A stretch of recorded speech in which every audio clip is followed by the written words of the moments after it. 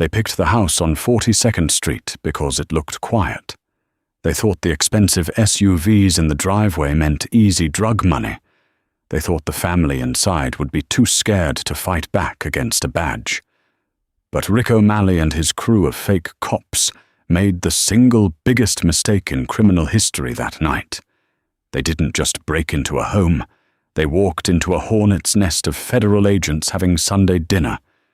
Tonight, you're going to hear the true nightmare of a raid gone wrong and the brutal, delicious karma that destroyed a crew of predators who didn't realize they were the prey.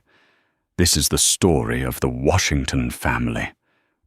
The rain in Fairfax, Virginia, didn't wash away the grime, it just made it slicker.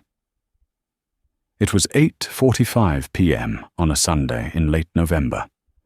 The streets of the Oak Creek subdivision were quiet, the kind of quiet that wealthy people pay for. Parked 3 houses down from a sprawling brick colonial was a dark grey Dodge Charger. It had a light bar tucked discreetly inside the windshield and police decals that looked authentic enough if you didn't stare too long. Inside, the air smelled of stale coffee and nervous sweat. Rick Razor O'Malley sat in the driver's seat, drumming his fingers on the steering wheel. Rick was 45, with a face that looked like a clenched fist. He had been a mall cop, a bouncer, and a failed police academy cadet who flunked the psych evol 3 times. Now, he was the leader of a crew that specialized in rips robbing drug dealers while dressed as police officers. It was the perfect crime criminals rarely called 911. "Stop tapping, Rick. You're making me itch," hissed the man in the passenger seat. This was Brody Miller, a string bean of a man with a meth habit he was trying to hide, and a Glock 19 he didn't know how to aim properly. "Relax." "Brody," Rick growled, his eyes fixed on the house with the black SUV in the driveway. "This is the big one. My source at the DMV says the guy living there, Dylan Washington, has 0 credit history, pays everything in cash, and drives a $90,000 car. You know what that spells? Drug lord?" Brody grinned, showing yellowing teeth. "Exactly. A high-level supplier, probably moving weight from D.C. down to Richmond. He's got cash in the walls. Brody, I can smell it." In the back seat sat the muscle a massive, silent brute named Kane. Tiny Sullivan. Kane didn't talk much. He just cracked his knuckles and adjusted the tactical vest that was 2 sizes too small for his steroid-infused frame. "We go in hard." Rick rehearsed the plan for the 10th time. "Kick the door. Flashbang effect, lots of screaming. Get them on the ground. Cuff 'em. Kane tears the place apart looking for the safe. We're out in 10 minutes. If the neighbors look, they just see Fairfax PD executing a warrant." Simple. It was a script they had run 4 times before in Maryland. It had always worked. They had stolen over $200,000 in illicit cash from low-level dealers who were too terrified to look them in the eye. Rick checked his watch. "Lights out in the front room. They're probably in the kitchen. Let's go." He pulled the Charger up to the curb, right in front of the manicured lawn of 4208 Oak Creek Drive. Rick put on his hat, a generic police baseball cap. He checked his sidearm, a legit Sig Sauer he'd bought off the black market. They exited the car, the rain pelting their fake uniforms. Rick felt the rush of adrenaline, the power that came with the badge, even a fake one. He walked with a swagger, convinced he was the apex predator in this suburban jungle. He had no idea that inside 4208 Oak Creek Drive, the combined law enforcement experience of the people sitting at the dining table exceeded 100 years. Inside the warm, amber-lit dining room, the smell was not of fear, but of rosemary roasted chicken and garlic mashed potatoes. Dylan Washington sat at the head of the table. A man of 60. Dylan was built like a mountain, broad shoulders that had carried the weight of the FBI's counter-terrorism division for 3 decades. He was currently the special agent in charge, SAC, of the Washington Field Office. He was a man of few words. But when he spoke, senators listened. To his right was his wife, Angela Washington. At 58, she wore reading glasses on a chain, giving her the appearance of a kindly librarian. In reality, Angela was a forensic accountant for the Bureau, a legend who had untangled the finances of the Sinaloa cartel and brought down 3 corrupt congressmen with nothing but a spreadsheet and a terrifying attention to detail. "Dylan, pass the gravy and stop checking your phone," Angela said, her voice sharp but affectionate. "The Bureau will not collapse if you take an hour to eat with your children. It's the encryption key for the Operation Ironclad file," Dylan grumbled, though he slid the phone into his pocket. "Terrell, you said you patched the vulnerability across the table." Terrell Washington laughed. At 28, Terrell didn't look like a Fed. He wore a vintage Wu-Tang Clan t-shirt and had dreadlocks tied back in a neat bun. He was a senior analyst in the cyber division, a white hat hacker who could shut down the power grid of a mid-sized country from his laptop. "Dad, I patched that vulnerability before you even knew it existed," Terrell said, loading his fork. "You're welcome, by the way." "Don't get cocky," interjected Jasmine, sitting opposite Tyrell. Jasmine Washington, 32, was the spitting image of her father, steely eyes and a posture that was alert even when she was relaxing. She was a profiler with the Behavioral Analysis Unit, BAU, at Quantico. She spent her days hunting serial killers. "I'm just saying," Tyrell smirked. "Cyber is the future. You guys kicking down doors is vintage. It's retro." "Retro saves lives," Jasmine countered. "Algorithms don't put handcuffs on predators." "Children," Dylan said, his voice a low rumble that instantly silenced the table. "We are not talking shop tonight. This is the first time we've all been in the same room in 6 months." The family fell into a comfortable silence, the clinking of silverware the only sound. It was a rare moment of peace. The Washingtons lived their lives in the shadows, dealing with the worst of humanity. Their home was their sanctuary. It was a fortress, though not in the way Rick O'Malley imagined. There were no piles of drug money, just framed degrees, family photos, and a hidden gun safe in every room, accessible by biometric scanners. "So," Angela said, pouring wine. "How is the new house?" "Jasmine, it's good. Mum, quiet, though I think my neighbor is—" Jasmine paused, her fork hovering halfway to her mouth. She tilted her head slightly. Dylan stopped chewing. Terrell looked up from his plate. Angela set the wine bottle down without making a sound. The atmosphere in the room shifted instantly.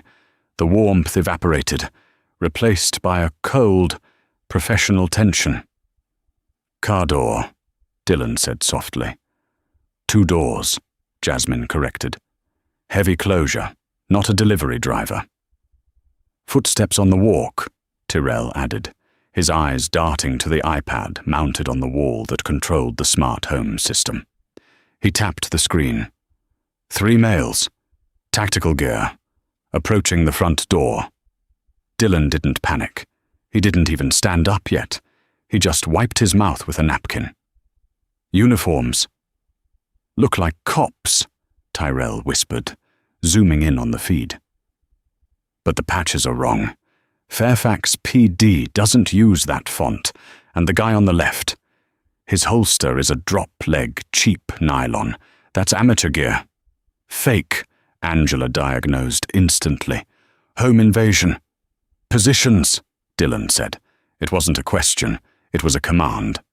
Rick O'Malley stood on the front porch, his heart hammering against his ribs. He signaled to Kane, 1, 2, 3, boom!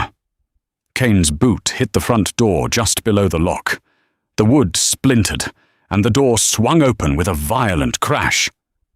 "Police search warrant! Get down! Get on the ground!" Rick screamed, storming into the foyer with his gun drawn. Brody and Kane followed, shouting overlapping commands to create chaos. "Hands, show me your hands! Nobody move!" They swept into the living room, boots muddying the expensive Persian rug. They expected to see people scrambling, screaming, diving for cover. They expected the chaos of guilty people terrified of the law. What they found was the dining room. 4 people were sitting at the table. They weren't screaming. They weren't running. Dillon Washington slowly stood up, his hands raised to shoulder height, palms open.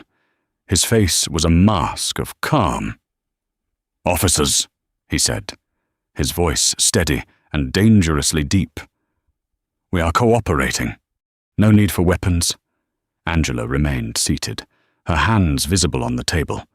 She was studying Brody's face, cataloguing his dilated pupils and the tremors in his hands. Drug withdrawal, she noted, volatile. Tyrell and Jasmine stood slowly, mirroring their father. "Shut up!" Rick yelled, waving the Sig Sauer wildly. "Get against the wall, all of you, now." "Do it," Dillon said calmly to his family. The Washingtons moved. They lined up against the dining room wall, hands on their heads. They moved with a fluidity and synchronization that should have terrified Rick, but he was too high on adrenaline to notice. "Where is it?" Rick got in Dillon's face, spitting as he screamed. "Where's the stash we know you're holding? Tell us where the safe is and nobody gets hurt."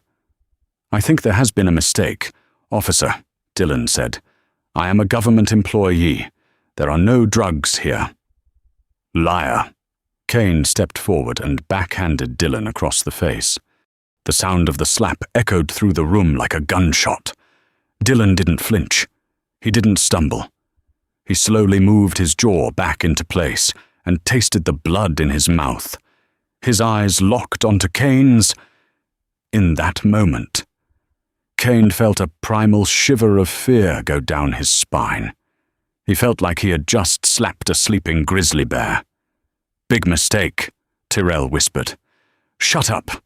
Brody shoved his gun into Tyrell's ribs. "You think this is a game? Boy, check the upstairs," Rick barked at Kane. "Toss the bedrooms. Brody, watch them. If they move, shoot them." As Kane stomped up the stairs, the dynamic in the room began to shift invisibly. Jasmine, standing next to her mother, was profiling Rick. Narcissist. Failed authority figure. Seeking validation. He's the leader, but he's insecure. He's holding the gun too loose. Angela was watching Brody, sweating profuse. Twitchy trigger finger. He's the weak link. If he panics, he fires. Dillon was doing the math. 3 hostiles. 1 upstairs isolated. 2 downstairs. Leader is within striking distance. The junkie is 3 feet away from Tyrell. Tyrell is unarmed, but he's a black belt in Krav Maga. I have a Glock 43 taped under the dining table, 6 feet away. "Officer," Dillon said, his voice lowering, taking on a conspiratorial tone. This was a negotiation tactic. Bring the aggressor into your confidence. "Listen to me. You don't want to do this." "I said shut up!" Rick aimed the gun at Dillon's chest. "You aren't police," Dillon said matter-of-factly. "Your boots are unpolished. Your radio is a Baofeng UV5R ham radio, not a police-encrypted Motorola, and you didn't clear the corners when you entered." The room went dead silent. Rick's eyes widened. "Who the hell are you?" "That's the question you should have asked before you kicked my door in," Dylan said. "Upstairs." A loud crash was heard, followed by Kane yelling, "Rick, you gotta see this! There's a whole wall of badges up here.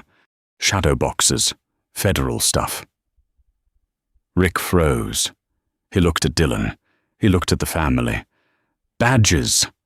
Rick whispered. "FBI," Angela said, her voice dripping with ice. "Special Agent in charge, Dylan Washington. Supervisory Special Agent Angela Washington. Special Agent Jasmine Washington, and Special Agent Terrell Washington." Rick's face went pale. The blood drained from his head so fast he almost fainted.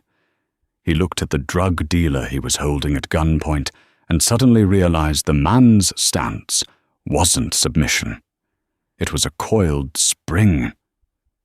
"Brody," Rick's voice cracked. "Brody, we gotta go. Now. What, we ain't got to the money yet?" Brody, high and confused, didn't process the information. "Sit down." He jabbed the gun harder into Tyrell. "Brody, they're feds." "It's a trap," Rick screamed, backing toward the door. But it was too late. Dylan's eyes flicked to Tyrell. A micro nod. "Now," Dylan said.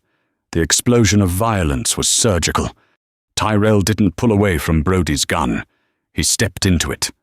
With his left hand, he slapped the barrel of the gun outward, away from his body, while his right elbow smashed into Brody's temple.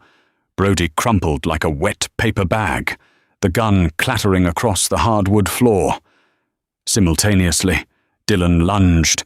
He didn't throw a punch. He stepped inside Rick's guard, grabbed the wrist holding the Sig Sauer, and twisted it with enough torque to snap the radius bone. Rick screamed, a high-pitched wail of agony as the gun dropped. Dylan swept Rick's legs, driving him into the floor face first. Before Rick could draw a breath, Dylan's knee was on the back of his neck, pinning him. "Angela, secure the weapon." Dylan barked. Angela was already moving. She scooped up Brody's fallen Glock, ejected the magazine, and racked the slide to clear the chamber, all in one smooth motion. She tossed the empty gun onto the sofa. Jasmine, the stairs. Jasmine was already sprinting. She didn't have a weapon, but she didn't need one. She knew Kane was upstairs, confused and alone. She grabbed a heavy marble vase from the hallway table as she ran. Upstairs. Kane heard the commotion. "Rick," he yelled, coming out of the master bedroom, holding a framed shadow box of Dylan's medals. He turned the corner to the landing and saw Jasmine Washington charging at him. "Little girl, get back or I'll—" Jasmine didn't stop. She used her momentum, sliding on her knees like a baseball player sliding into home, dodging Kane's clumsy grab. As she slid past his legs, she swung the marble vase upward with all her strength into his groin. Kane's eyes rolled back in his head. He dropped the shadow box and collapsed forward. As he fell, Jasmine scrambled up, jumped onto his back, and applied a rear naked choke. Kane, 280 pounds of muscle, flailed for 3 seconds, then went limp. "Target secure upstairs," Jasmine yelled down. "Secure down here." Tyrell called back. He was sitting on Brody, using the intruder's own zip ties to bind his hands. Dylan Washington stood up, adjusting his shirt. He looked down at Rick O'Malley, who was groaning into the carpet, clutching his broken wrist. Dylan leaned down, his voice a low, terrifying rumble. "You have the right to remain silent. I suggest you use it, because if you say one more word, I'm going to let my wife interrogate you, and she's the mean one." Rick sobbed. The silence that followed the violence was heavy, broken only by the whimpering of Rick O'Malley and the heavy, ragged breathing of Kane Sullivan, who was slowly regaining consciousness on the floor near the stairs. The living room of 4208 Oak Creek Drive had transformed. It was no longer a cozy suburban home. It was a field command post. Dylan Washington stood over the 3 bound men. He hadn't broken a sweat. He adjusted his cufflinks, then looked at his wife. Angela, status. Angela Washington was already moving with terrifying efficiency. She had retrieved a first aid kit, not for the intruders, but to check her family. Tyrell has a bruise on his cheek. Jasmine is clear. You have a scuff on your knuckles. Dylan, the intruders have sustained significant blunt force trauma. She paused, looking down at Brody, who was weeping silently. Secure the perimeter. Tyrell. On it, Tyrell said. He didn't go to the window. He sat at the dining table and opened his laptop. His fingers flew across the keys. I'm locking down the smart grid for the block, killing the streetlights directly in front of the house to reduce visibility. I've looped the doorbell camera footage so if anyone checks, they see an empty porch. Local PD hasn't been alerted yet. We're dark. Rick, whose nose was bleeding profusely onto the Persian rug, looked up with wide, terrified eyes. You have to call the police, he stammered. You can't just keep us here. That's kidnapping, Dylan laughed. It was a dry, humorless sound. He crouched down so his face was inches from Rick's. You broke into the home of a federal agent. Rick, you attempted to assault a federal officer. You brandished a firearm in the commission of a felony. You don't have rights right now. You have an audience? Dylan pointed to Jasmine. Do you know what my daughter does for a living? Rick shook his head, trembling.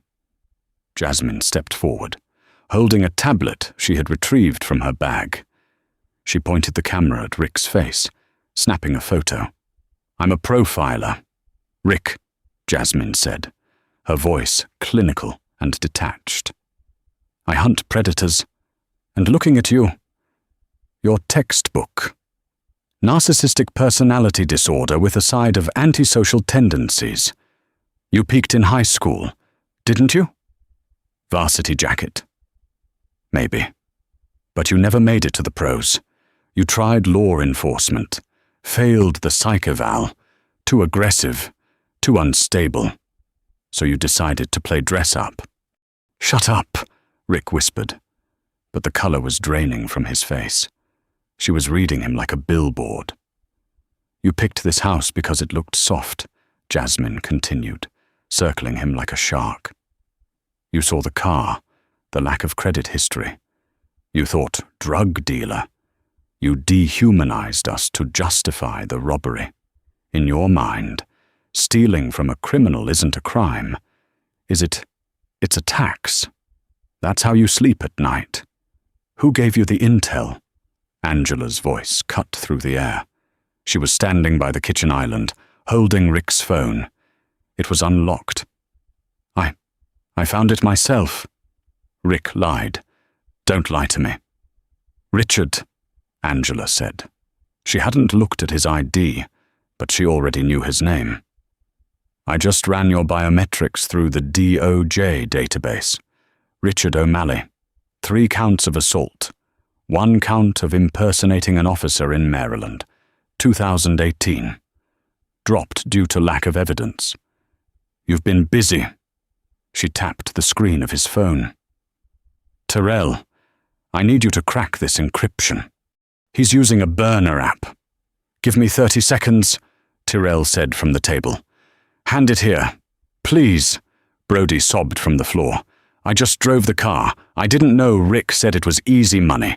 He said you were nobodies. Nobodies, Dylan repeated, savoring the word. He walked over to the mantel and picked up a framed photograph. It showed Dylan shaking hands with the President of the United States. He turned it around so Brody could see it. Does this look like a nobody to you? Son. Brody's jaw dropped. Oh God, we're dead, we're dead. You're not dead, Dylan said, placing the photo back. But your life as you know it, That's over. The only question is how much pain you want to endure before it ends. We aren't calling the Fairfax police. Rick, we're calling the Bureau. Do you know what happens when you attack a SAC's family? The investigation doesn't stop at you. It goes to everyone you've ever met. Your mother, your girlfriends, your bookie. Rick struggled against the zip ties. You can't do that. Watch me, Dylan said. Got it, Tyrell announced. Deleted chats recovered. It looks like Rick here has a guardian angel. Someone named Gary sent him the dossier on us 3 days ago. Rick froze. Gary Pelson, Tyrell read aloud. Wait, this is interesting. The files are screenshots from a government terminal, Department of Motor Vehicles, cross-referenced with county tax records. Rick, you didn't scout this house. You bought the lead. Dylan turned back to Rick. The look in his eyes was no longer just angry. It was predatory. You have a source inside the local government feeding you addresses of high net worth individuals with low digital footprints. Rick stayed silent, clamping his mouth shut. Dylan sighed and looked at his watch. Jasmine, how long until Kane wakes up fully? Another 2 minutes. He's concussed. Good. Rick, you have 2 minutes to tell me everything about Gary Pelson. If you don't, I'm going to untie Kane, give him a knife, and tell him that you set him up and that if he kills you, he walks free. Rick's eyes bulged. You wouldn't? I'm the FBI. Dylan smiled coldly. I can make the body cam footage disappear. I can make Kane disappear. I can write the report saying you turned on each other over the loot. Who are they going to believe, the decorated special agent or the failed mall cop? It was a bluff. Dylan Washington was a man of strict ethics. He would never actually sanction a murder. But Rick O'Malley didn't know that. Rick O'Malley saw a man who had just dismantled his team in 10 seconds flat. He saw a monster. Okay, Rick screamed. It's Gary Pelson. He works at the clerk's office in Fairfax. He sells the leads for 10% of the take. He told me you were a ghost. He said you had cash in the walls. Gary Pelson. Dylan repeated the name. Tyrell. Find him. While Rick hyperventilated on the rug, Tyrell was already deep inside the digital life of Gary Pelson. Gary Pelson, age 48, deputy clerk at the Fairfax County Circuit Court, access to property records, vehicle registrations, and marriage licenses, Tyrell recited, his eyes scanning streams of data code. He's got a gambling problem, online poker. He's down 40 grand to a site hosted in Malta. That's the motive. He's selling targets, Angela said, her mind working the forensic accounting angle. He looks for people who pay cash for homes or cars, people who avoid credit checks. He assumes they are criminals, drug dealers, money launderers, people who won't call the cops when they get robbed. We fit the profile. Dylan nodded. I bought the house with the settlement money from the chaotic Kabul extraction in 2021. Paid cash to keep the mortgage off the books for security reasons. Gary saw the transaction, saw zero credit usage, and flagged us as a mark. He's done this before, Tyrell said, his voice dropping. Dad, look at this. I'm in Gary's cloud backups. There are dozens of folders. Maple Street, Highland Park, River Road. These are addresses. Jasmine walked over and looked at the screen. Cross-reference those addresses with unsolved home invasions in the tri-state area. Tyrell tapped a key. Match. Holy. Dad, this isn't a crew. It's a syndicate. Gary feeds the intel to different crews. Rick is just one of them. There have been 22 robberies in the last 2 years linked to these addresses. 3 homicides. The room went deadly silent. The gravity of the situation had shifted. This wasn't just about the Washington family anymore. This was a serial operation that had gotten people killed. Dylan walked to the window, peering through the blinds at the rain-slicked street. The fury inside him was cold and controlled. "Rick," he said without turning around, "does Gary know you're here tonight?" "Yes," Rick whimpered. "I have to text him a code when we're done. Package delivered. Then we meet him at the drop spot to give him his cut." "Where is the drop spot?" "The old car wash on Route 1, behind the vacuum stations. It's dark. No cameras." Dylan turned around. A plan had formed. It was risky, unconventional, and exactly the kind of operation that made him a legend in the Bureau. "We aren't just arresting you, Rick," Dylan said. "We're going to use you to burn the whole network down." "What?" Rick blinked. "Angela, get his phone," Dylan ordered. "Rick is going to make a call." I can't," Rick stammered. "I can't talk to him. My voice is shaking." "You'll do it," Jasmine said, leaning in close. "Because if you don't help us catch Gary, I will personally ensure that when you go to federal prison, you are housed in the same block as the cartel members my mother put away. They have very long memories." Rick swallowed hard. Okay. What do I say?" "Tyrell," Dylan said. "Patch the audio through the Bluetooth speaker so we can all hear. Angela, monitor his heart rate. If he signals distress, cut the feed." Dylan knelt beside Rick and held the phone up. "You tell him it's done. You tell him it was bigger than expected. You tell him you found a safe with $1 million in cash. But you can't open it. You need him to bring the thermal lance." "The one he bragged about?" "Why?" Rick asked. "Because greed makes people stupid," Dylan said. "If he thinks there's $1 million, he won't wait for you to come to him. He'll come to us." The phone rang 3 times before a voice picked up. It was a nasally, impatient voice. "Razor, why are you calling stick to text?" "Protocol." Rick looked at Dylan. Dylan nodded, his eyes hard as flint. "Gary, listen," Rick said, trying to steady his breathing. "We're inside. It's insane, man. You were right. This guy isn't just a dealer. He's a bank." "Keep your voice down," Gary hissed. "Did you secure the target?" Yeah. "Family is tied up in the basement," Rick lied, reciting the script Dylan had whispered to him.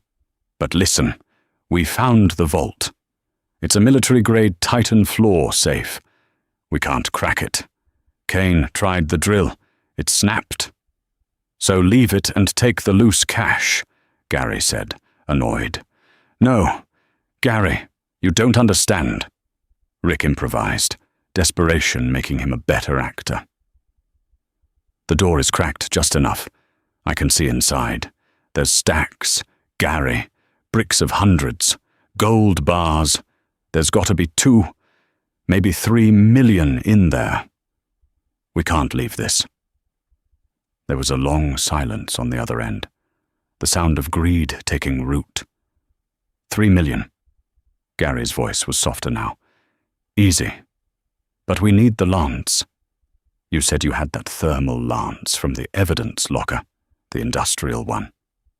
"I have it," Gary said slowly. "Bring it. We're at the house, 208 Oak Creek. Come to the back door. The alleyway is clear." "That's risky. Rick, I don't do field work." "Gary, $3 million. Your cut is 300 grand. You want that, or should I just leave it here?" Another pause. "I'm 20 minutes out," Gary said. "If this is a screw-up, Rick, I'll burn you." "Just hurry," Rick said, and Dylan tapped the screen to end the call. The room exhaled. "He's coming," Dylan said. "Tyrell, I want a full blackout on the block. No streetlights. I want him to feel safe until he steps onto the property." "Done," Tyrell said. "Jasmine, take Mom upstairs. You two are the backup. If Gary brings muscle, you flank them from the second-story window." "I'm not going upstairs." "Dylan," Angela said, checking the magazine of the Glock she had confiscated. "This is my dining room. I'm staying right here." Dylan looked at his wife and saw the steel in her spine. He smiled. "Fair enough. Take the kitchen blind spot." "What about us?" Brody asked from the floor. "You," Dylan said, dragging Rick and Brody toward the pantry, "are going to stay in the pantry, and if you make a sound, I will let Kane sit on you." Kane, who was now awake and bound with duct tape, groaned. "I think I have a concussion." "Consider it a learning experience," Dylan said, shoving them into the small room and locking the door. The stage was set. The Washington family took their positions. Dylan sat back down at the head of the dining table. He placed his hands on the table, interlaced his fingers, and waited. He looked like a king on his throne. Tyrell sat on the couch, his laptop open, monitoring the external cameras. "Vehicle approaching," he whispered. "Generic sedan, Ford Taurus. It's him. He's parking a block away." "Let him walk up," Dylan said softly. "He's at the perimeter," Tyrell narrated. "He's carrying a large duffel bag, thermal lance." "Is he alone?" Scanning. Heat signature confirms one subject. "He's alone. Greedy bastard didn't want to share." Dylan nodded. "Lights." Tyrell tapped a key. Outside, the perimeter lights of the house flickered off, plunging the yard into darkness. Gary Pelson crept through the side gate, sweating in his cheap suit. He was nervous, but the thought of $300,000 pushed him forward. He reached the back door, which was slightly ajar. "Rick," Gary whispered. "Razor." He pushed the door open and stepped into the kitchen. It was dark. Silent. "Rick, where are you?" Gary hissed. He walked into the dining room, the heavy duffel bag thumping against his leg. Suddenly, the lights snapped on. Not just the room lights, high-intensity tactical floods that Tyrell had rigged up. Gary blinded, stumbled back, dropping the bag. "What the—" "Good evening, Gary." A deep voice boomed. Gary blinked, his eyes adjusting. He saw a man sitting at the table. A massive man in a dress shirt. "Who? Who are you? Where's Rick?" "Rick is indisposed," Dylan said calmly. "Please, take a seat. We've been waiting for you." Gary reached into his jacket for his concealed pistol. "Don't," a female voice said from behind him. Gary froze. He felt the cold steel of a barrel against the back of his neck. Angela Washington was standing right there. "Drop the weapon, Gary, or I will drop you." Gary's gun clattered to the floor. "Welcome to the party," Tyrell said, spinning his chair around from the corner. "We were just discussing your gambling debts." Gary looked around, panic setting in. You're the home owners. You can't do this. I'm a county official." "You," Dylan said, standing up slowly, "are the head of a criminal conspiracy, and you just broke into the home of the special agent in charge of the FBI Washington field office." Gary's knees gave out. He literally collapsed, his legs turning to jelly. He fell onto the rug, looking up at Dylan like he was staring at the angel of death. "FBI," Gary squeaked. "And forensic accounting," Angela added sweetly. "I'm going to have so much fun with your bank records." Gary. Dylan walked over and stood over the trembling man. You wanted to find the gold. Gary. You found it. You found the gold standard of federal law enforcement. Now, Tyrell, call it in. Get the HRT team here. We have a lot of paperwork to do. As Tyrell dialed, Dylan looked down at Gary. You thought you were the hunter, Dylan said. But you were just lunch. The silence of Oak Creek Drive was shattered not by sirens, but by the heavy, rhythmic thud, thud, thud of rotors. At 10:15 p.m., the peaceful suburban street looked like a war zone, but a controlled one. 2 blacked-out FBI Suburbans and a Bearcat armored vehicle had silently rolled into position, blocking both ends of the street.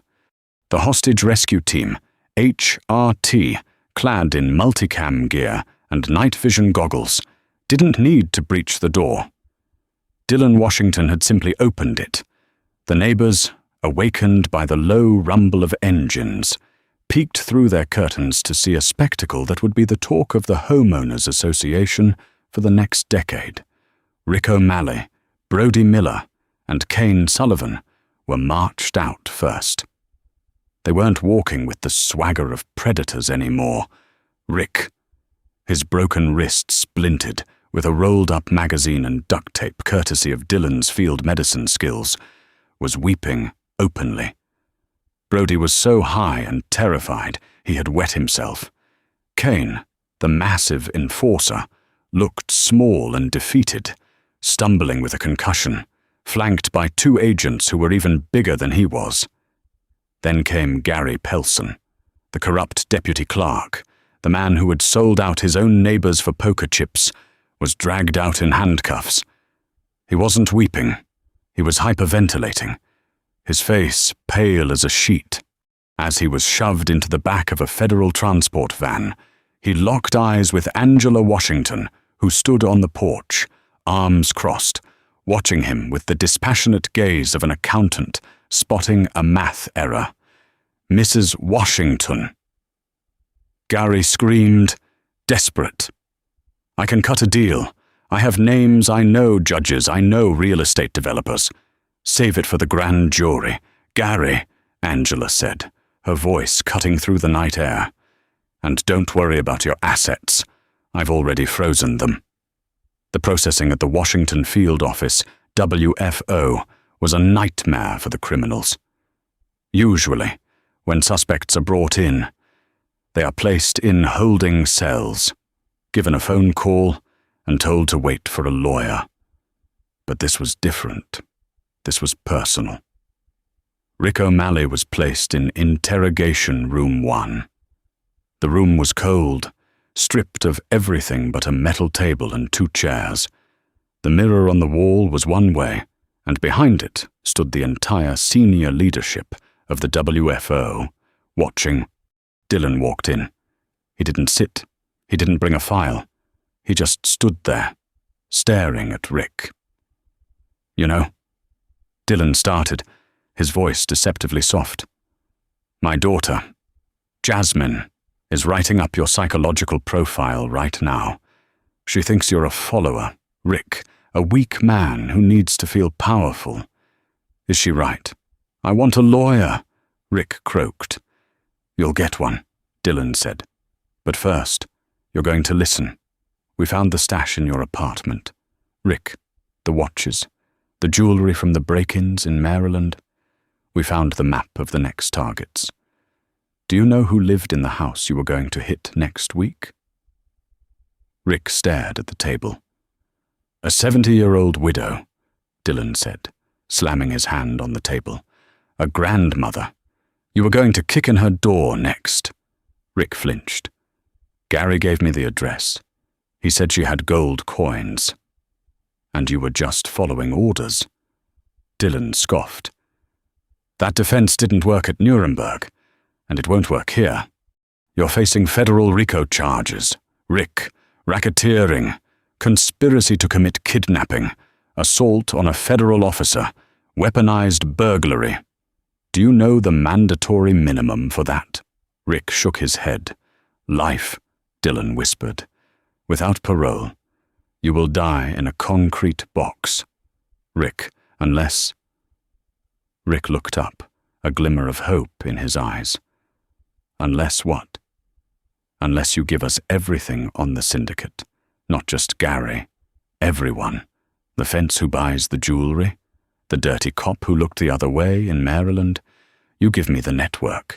And maybe I'll recommend you serve your time in a medium security facility instead of Supermax. Maybe you get a window. Rick broke. He started talking, and he didn't stop for 3 hours. He named names. He gave dates. He gave locations. In room 2, Angela was dissecting Gary Pelson. She didn't yell. She didn't slam tables. She just laid out spreadsheets. Here is your bank account in the Cayman Islands. Gary, she said, pointing to a column of numbers. And here are the wire transfers from Consulting Fees LLC. That's Rick's shell company. And here is the $40,000 payment to Jackpot Poker Malta. You're not a criminal mastermind, Gary. You're a sloppy addict. Gary put his head in his hands. My wife. She doesn't know. She knows now, Angela said coldly. Agents are executing a search warrant at your home as we speak. They're seizing your computers. Your wife is answering questions about why there are stacks of cash in your crawl space. You destroyed your family for a poker game. Gary? The weight of it hit him then. The shame. The absolute, total destruction of his suburban facade. He began to sob. A deep, guttural sound of a man who realizes he has thrown his life into a wood chipper. The next morning, the story didn't just break, it exploded. Suburban nightmare. Fairfax clerk masterminds, violent home invasion ring. Fake cops raid wrong house, walk into FBI trap. The headlines were everywhere. CNN, Fox News, MSNBC, they all ran the story. The body cam footage from the police raid was released, showing Rick and his crew kicking down the door, only to be systematically dismantled by a family eating dinner. The video went viral instantly. On YouTube, millions watched Tyrell disarm Brody with a single slap. They watched Jasmine slide across the floor like an action hero to take down the giant cane. They watched Dylan Washington stare down a gun barrel without blinking. The comment section was a river of fire. Imagine breaking into a house, and the whole family is basically the Avengers.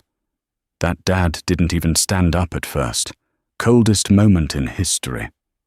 The mom pistol-whipping the guy with logic is my favorite part.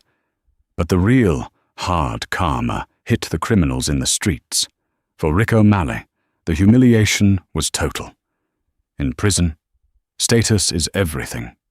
He had entered federal custody as a boss, a leader of a crew, but the inmates had seen the news. They knew he had been taken down by a girl with a vase and an old man at a dinner table. He wasn't feared. He was a joke. He was the mall cop.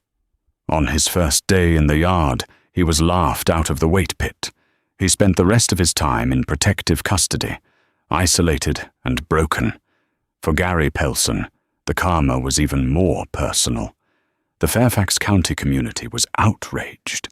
People who had trusted Gary with their sensitive documents felt violated. A class action lawsuit was filed against the county, naming Gary personally. His wife filed for divorce 3 days after his arrest, taking the kids and moving to her sister's in Ohio. But the worst part for Gary was the public shaming. As he was led into the courthouse for his arraignment, a crowd of victims from previous robberies had gathered. These were the people Gary had sold out families who had been tied up, threatened, and robbed because Gary had flagged them as easy targets. They stood in silence as he walked past, holding photos of their traumatized children, their ransacked homes. Gary couldn't look up. He stared at his shoes, the weight of their judgment crushing him more than any prison sentence could. One woman, the widow Rick had planned to rob next, shouted just one word. "Why?" Gary had no answer. He was stripped of his pension. His house was seized to pay restitution. His name became a curse word in the town where he had lived for 20 years. The federal courthouse in Alexandria, Virginia, is a fortress of limestone and glass, a place designed to make defendants feel small. 6 months after the raid on Oak Creek Drive, the air inside courtroom 4B was thick with tension. This wasn't just a burglary trial. It was a public reckoning for a system betrayed from the inside. The gallery was packed. Victims of previous home invasions, families who had lost heirlooms, peace of mind, and their sense of security sat shoulder to shoulder with journalists and curious locals. They wanted to see the monsters who had terrorized their suburbs. They wanted to see the man who had sold them out. Dylan Washington sat in the front row, his posture rigid. To his left sat Angela, wearing a sharp navy blazer that made her look every inch the formidable forensic accountant she was. Jasmine and Terrell flanked them, silent sentinels. They weren't there to gloat. They were there to witness the final act of a play they had been forced to star in. The defendants were led in, their orange jumpsuits a stark contrast to the dark wood of the courtroom. Rick Razor O'Malley looked hollowed out. The swagger was gone, replaced by the twitchy nervousness of a man who knows he has lost. Kane Sullivan, the brute, stared at the floor, his massive shoulders slumped. Brody Miller, looking cleaner and sober for the first time in years, kept his head down, refusing to meet anyone's gaze. But the eyes of the room were fixed on Gary Pelson, the former deputy clerk, the man who had traded his neighbor's safety for poker chips, looked small. He wasn't the arrogant official anymore. He was a trembling, broken man who had been stripped of his pension, his reputation, and his family. His wife and children were conspicuously absent. Judge Harold P. Smith entered, his black robes billowing. The room rose, a collective holding of breath. Judge Smith was known as the Hammer for a reason. He had zero tolerance for public corruption. "Be seated," Smith commanded, his voice echoing off the high ceiling. He adjusted his glasses and looked down at the defense table. "We are here for sentencing in the matter of United States versus Pelson, O'Malley, et al. The court has reviewed the evidence. The court has heard the victim impact statements. And quite frankly, the court is appalled." He picked up a file, leafing through it with deliberate slowness. "Mr. O'Malley," the judge began. Rick stood up, his legs shaking. "You led a crew of armed men into private residences. You impersonated police officers, the very people citizens are taught to trust in their darkest moments. You terrorized families. You struck fear into the hearts of children, and you did it for greed." Rick tried to speak, but his throat was dry. "Your Honor, I cooperated. You cooperated because you were caught." Smith shot back. "Because Special Agent Washington and his family outsmarted you. Your cooperation saves you from a life sentence. Mr. Mabur, O'Malley. But it doesn't absolve you of the terror you inflicted. For the charges of racketeering, conspiracy to commit kidnapping, and assault on a federal officer, I sentence you to 30 years in federal prison." 30 years? A gasp rippled through the gallery. Rick closed his eyes, tears leaking out. He would be an old man before he saw freedom again. Mr. Sullivan, the judge continued. Kane stood. 15 years. You were the muscle, but you lacked the malice of leadership. You will serve your time. Mr. Miller, the judge turned to Brody. 10 years. With a mandatory recommendation for this intensive drug rehabilitation, you have a chance to save your life. Son, don't waste it. Then, the room went silent. The judge turned his gaze to Gary Pelson. Mr. Pelson, please stand. Gary stood, gripping the table for support. He looked like he might faint. Your crime, Judge Smith said, his voice dropping to a dangerous whisper, is in many ways the most heinous. These men, he gestured to Rick and his crew, are criminals. We expect criminals to break the law, but you were a public servant. You took an oath. You sat in an office paid for by taxpayers, and you sold those taxpayers to wolves. I have a gambling addiction, Your Honor, Gary sobbed. I didn't mean for anyone to get hurt. You gave them the addresses, a woman in the back row shouted. It was the widow Rick had planned to rob next. You sold us. The gavel banged. Order. Smith barked, but his eyes never left Gary. Addiction explains your motive, Mr. Pelson, but it does not excuse your malice. You used your access to identify vulnerable targets. You profited from their fear. You shattered the trust of this community. For that, there is no leniency. Smith leaned forward. For the charge of public corruption, conspiracy, and facilitating a violent felony, I sentence you to 25 years in federal prison. Furthermore, I am ordering full restitution. Your assets have been seized. Your pension is forfeited. Every dime you have will go to the families you victimized. Gary collapsed into his chair, burying his face in his hands. 25 years. He would likely die in prison. The hard karma the Washingtons had promised had arrived, and it was absolute. As the bailiffs led the men away, the clinking of chains was the only sound. Dylan Washington watched Gary pass.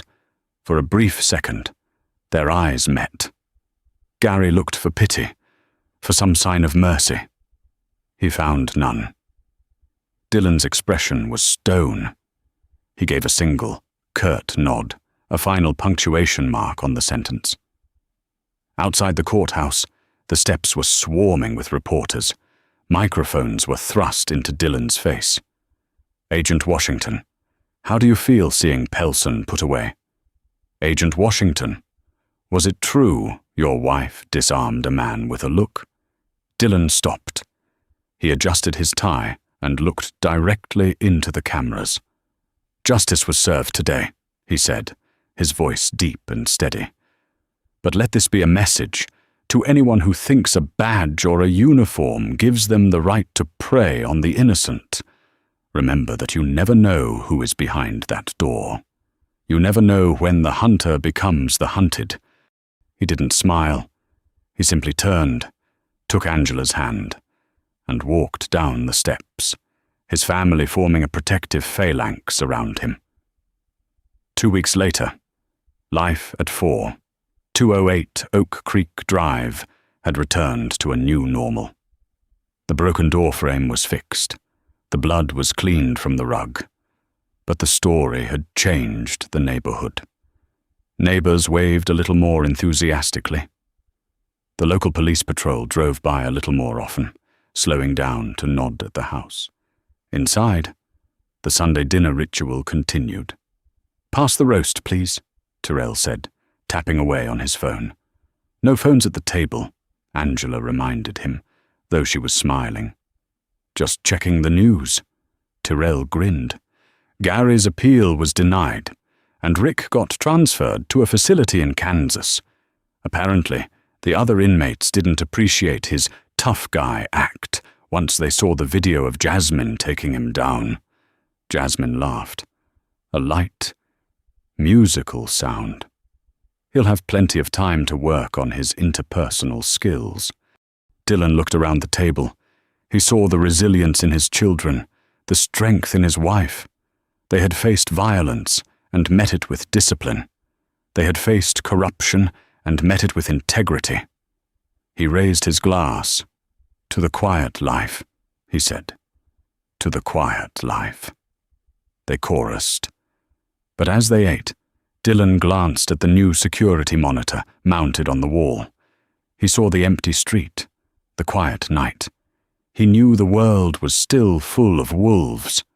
But he also knew that in this house, the sheepdogs were always watching, always ready, and always hungry. And that is the true story of how a corrupt official and a crew of fake cops picked the absolute worst house in America to raid. They wanted easy money, but they got a family of federal agents and decades in prison instead. It's a brutal reminder that you never really know who is behind that front door. If you enjoyed this story of instant karma and justice served cold, please smash that like button. It really helps the channel grow. And if you want to hear more true crime stories, where the bad guys get exactly what they deserve, hit subscribe and ring the notification bell so you never miss an upload. Let me know in the comments, what would you do if you found out your neighbor was selling your info to criminals? Stay safe. And I'll see you in the next video.